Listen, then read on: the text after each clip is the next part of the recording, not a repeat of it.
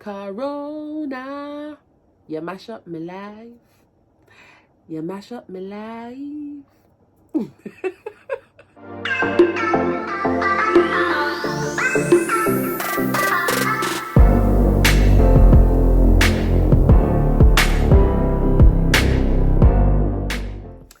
Hey y'all, welcome back to my channel. Welcome back to another video with me, Pat. How y'all doing? I hope you are all well and staying safe.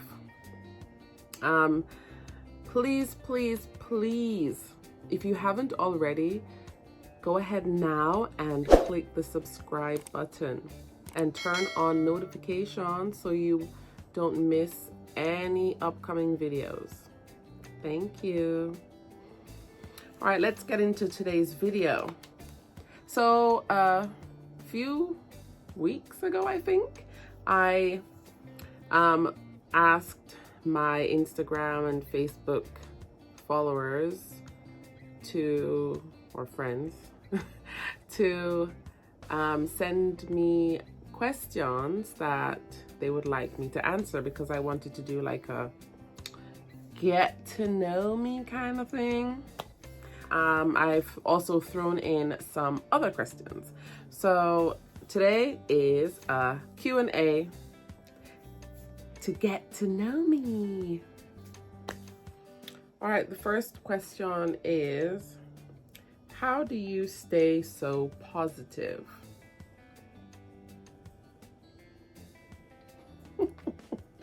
I am not always positive. I am quite the overthinker, right? So something will be going on and I am just processing, and it can get tiring, right? And it's not always positive. But in my day-to-day life, you know, a lot of things don't bother me. For instance, living in a foreign country, I don't speak Japanese. I am unbothered by that for the most part until I have something to do, and there's difficulty because of communication. But for the most part, I'm not swayed by that because I have Google Translate. That is like my best friend when I'm doing anything that requires Japanese, right? And for the most part, where I live, there is assistance for foreigners, and the people at most of the business places that I have to go to conduct certain things, they're very supportive and helpful. They really try. So work is fine. So yeah, I can't really say how I stay positive. I mean, I try, but you know, I'm still a work in progress when it comes to staying positive, because sometimes I do get down, and especially with the overthinking. Yeah. Question number 2. Is teaching your passion? From I was a young girl, I've always wanted to be a teacher. I always loved English. I always did well in English. And so it followed that I wanted to be an English teacher as I got older and studied more. But from I was young, I've always wanted to be a teacher. So it is something that I am passionate about. I love teaching. Teaching in Japan is not like teaching in Jamaica. So I've taught in Jamaica and in Japan. In Japan, it's very basic, you know, and because it's being taught as a second language, it's not so in-depth. You know, you as a native speaker have to simplify a lot of things. So in a lot of ways, when you're communicating lessons and so on, you're using English, but it's not natural because you are simplifying it so it's understood, because English level of a lot of students is low. Back home now, I was teaching English language and literature to English speakers, which was my passion. I love literature. I have a degree in English. So, yeah, it's my passion. So I have mostly been teaching young students, but I do know people who have had the opportunity to teach advanced students, and at private schools where there are advanced students who have a higher English speaking and understanding ability. So it is possible to probably have a kind of job like back home in a native English speaking country, but I haven't taken up one of those jobs yet. So, but yes, teaching is my passion. It's something I've always wanted to do, and I'm doing it. And I'm having fun doing it because I teach some adorable little kitties. Question number 3. Why did you take a job in Japan? Okay, so I came to Japan in 2011. So, back it up a little. After I finished university, it was difficult to get a job, especially a teaching job, because you find that people who were already in the field were not leaving, so there wasn't really any openings at a lot of schools. My actual teaching job at the time was as a temporary teacher. It was like somebody had gone on a long leave and I was filling in for them. After that, I took a job. I think what was I doing? What is that called? Oh gosh, when you answer calls. I worked at a call center. The reason I worked at that call center was because I just didn't have anything to do and I was bored. And that work was stressful. Like those callers, it was AT&T, and the people calling from America, yo, them disgusting.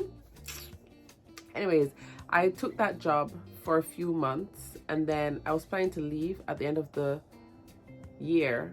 I was trying to work until December to get a bonus, but I think I spilled the beans, and one day I just decided to leave early and I left, and when I came in the next day I was kind of fired. So that job does not make it onto my resume. So after that I wasn't working, and then I had a friend who had applied to work in Japan, and she told me about the opportunity, and I said, okay, let me apply. I applied, I was offered a job, and I took the job because I needed a job, and it was a good opportunity. Like, it was a very good opportunity because, like, in terms of salary, the salary was better than what I was getting back home, and the work I feel like the work is a lot less as well. So plus I got to live in a different country, experience Asia, because it allows a lot of travel opportunities because we're close to a lot of other Asian countries, and it's not so expensive to travel. Although I wish I had traveled more when I just came. But yes, I took a job in Japan because at the time I was unemployed, and I took an opportunity that was presented to me so that I could broaden my horizons. It's a cliche. Before applying for this job, like, Japan was not on my radar. Actually, no other country was on my radar in terms of living and working.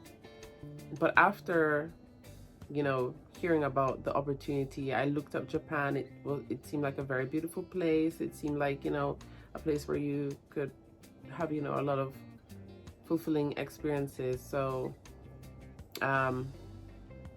it was a good call. It was like it came at the right time. So big up yourself, Frenny, who put me on the Japan link. Question 4. Do you think you will ever go back to Jamaica to live? Yes, I think I will. I plan to. I mean, I don't know what may happen. I mean, man, I plan, gotta wipe out. I plan to go to Jamaica this summer. Corona, I couldn't go. So, we don't know what the future holds, but God's willing, and if things go how I'm trying to have them go, I would like to go back to Jamaica to live in a few years. That's my home. That's my yard. I miss Jamaica. About 4 years. I go to Jamaica now. About 4 or 5 years. That's too long. That's a long time. And right when we plan to go, Corona, you mash up my life. You mash up my life. Question 5. What is the most important thing a person can do to improve themselves? This is a hard question. It's pretty hard. I think not limiting yourself, taking chances and opportunities like that could help to further your growth. I think also accepting critique and advice. Not all critique and advice is good, so you have to pick through, but being open to taking advice and critique is a way that you can improve yourself. Constructive opinions and criticisms and critique and advice, and also not limiting yourself, setting high goals and trying to achieve as close to them as possible, and also being open for change and new opportunities.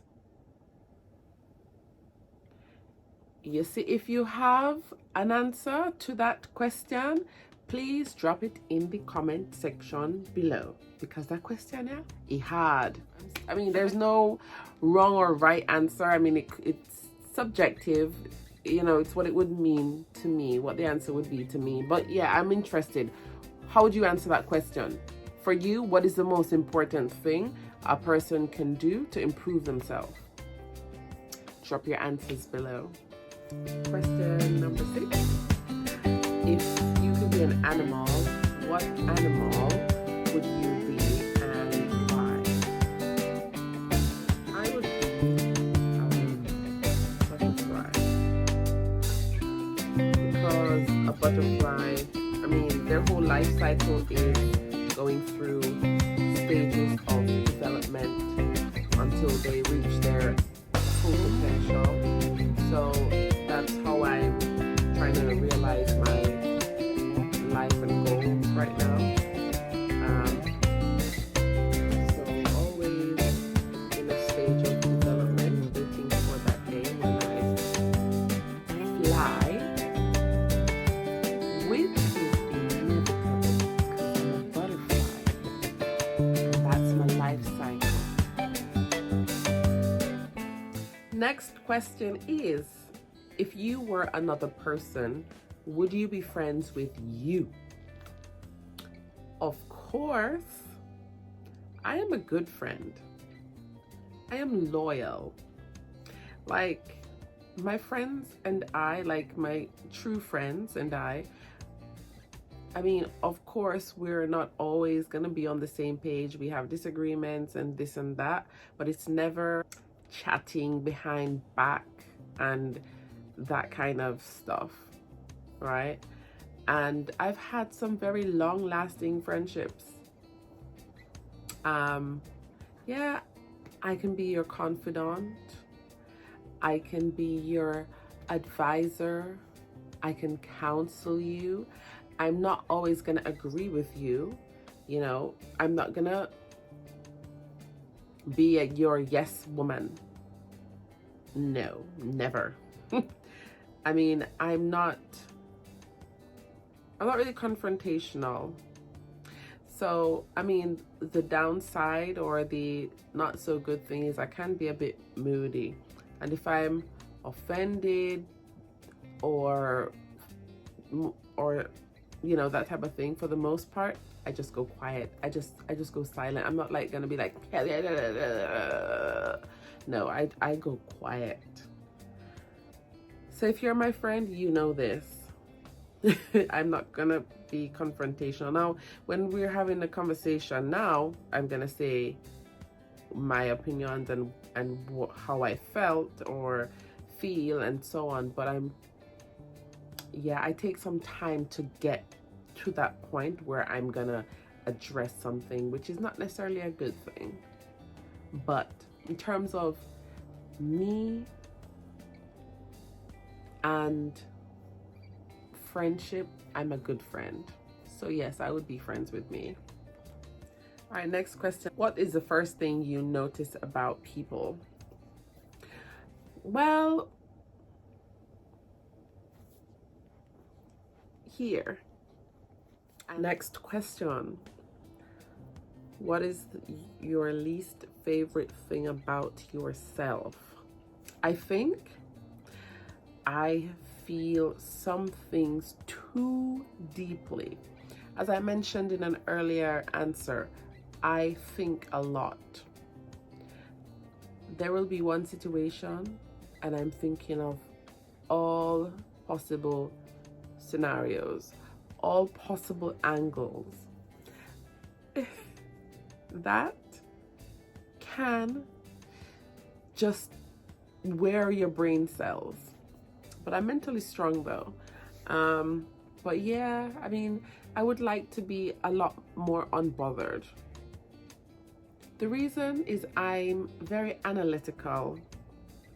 So it's hard to not overthink because, as I said, I did a major in English, and being critical and analytical are two of the main skills that you're assessed on.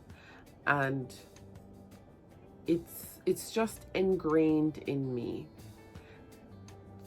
to be critical, analytical, and that just leads to overthinking in real life. So yeah, sometimes it leads to misunderstandings in my,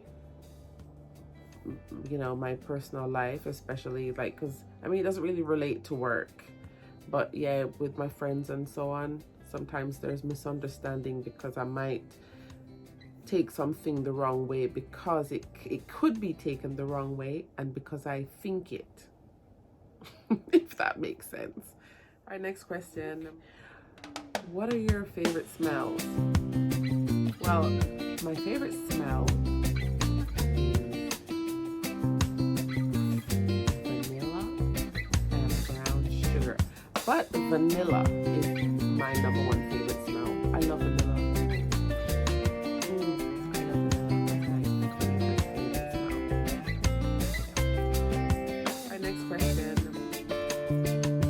Favorite sound. My favorite sound is rain falling on a zinc. So if you come from Jamaica, you may know what I'm talking about. But when you're in a fall and you're inside and you have a care in the world and you just like hear the rain on the especially when it's night rain. It's so soothing. Yeah, I like the sound of rain in general, but only when I'm not out in it. So once I'm home and I don't have to go out and it's raining, I like the sound. So there you have it. My answers to some challenging questions, some not so challenging. For any of the questions that I answered, drop your answers below. I'm really interested to hear your thoughts or what you think or how you'd answer or what your answer is. That is redundant. I said the same thing like too many times. Anyways, so yeah, thank you for watching. As always, my faithful rollers. Thank you for watching, and if you're new to the channel, thank you so much. Please subscribe, please comment, like, share, and I will see you in another video. Cheerio.